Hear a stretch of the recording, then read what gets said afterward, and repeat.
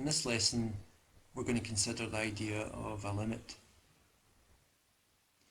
So if we look at this recurrence relation here, u of n plus 1 equals 2 times u of n plus 3, starting value 5.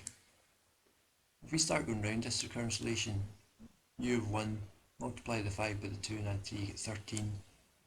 u of 2, multiply the 13 by the 2 and add 3, and so on. What you end up is this, with this sequence here. Now if you look at the gap between the first and the second number, that's 8. And then if we take this and we look at the gap here, then the gap here is 16. And then the gap here is bigger again, and the gap here is bigger again. So the gap between the numbers is getting larger each time. Again, the gap here, if we went round this again, it would be bigger again.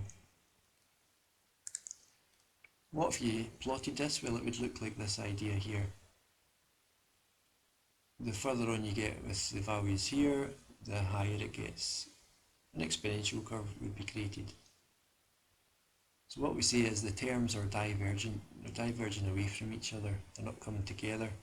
The space between the gaps between the sequences is getting bigger and bigger and bigger.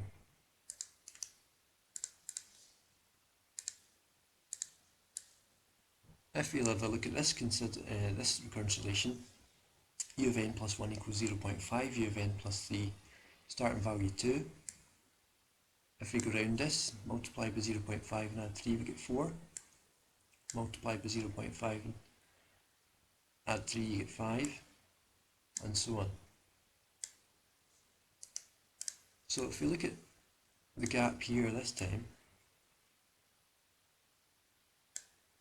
we've got a gap of 2, down to 1, down to a half, down to 0.25, and this will get smaller and smaller and smaller, this gap. And if we were to plot this, the numbers would actually eventually tend towards a limit.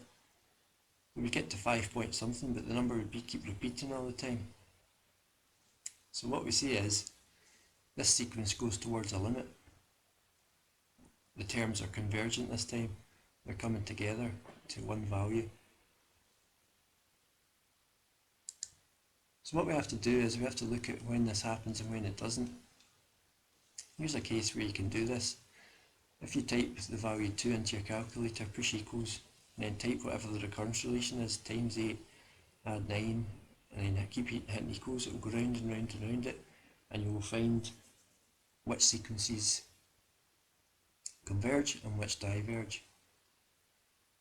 What to look out for is the values between 0 and 1, the multiplier of 0 point something, then that will make the gap between the numbers smaller and therefore tend towards a limit. The values that are bigger than 1, the multiplier will tend to make the sequences spread apart, the distance between the sequences. This is also the case for 0 and -1. Values between 0 and -1 will make the sequence numbers get closer together, and values bigger than -1, or smaller than -1, sorry, will make the numbers go further apart. So if we've got a positive multiplier bigger than 1 here, the graph will go up like this, and a negative multiplier smaller than -1, the numbers will go down like this.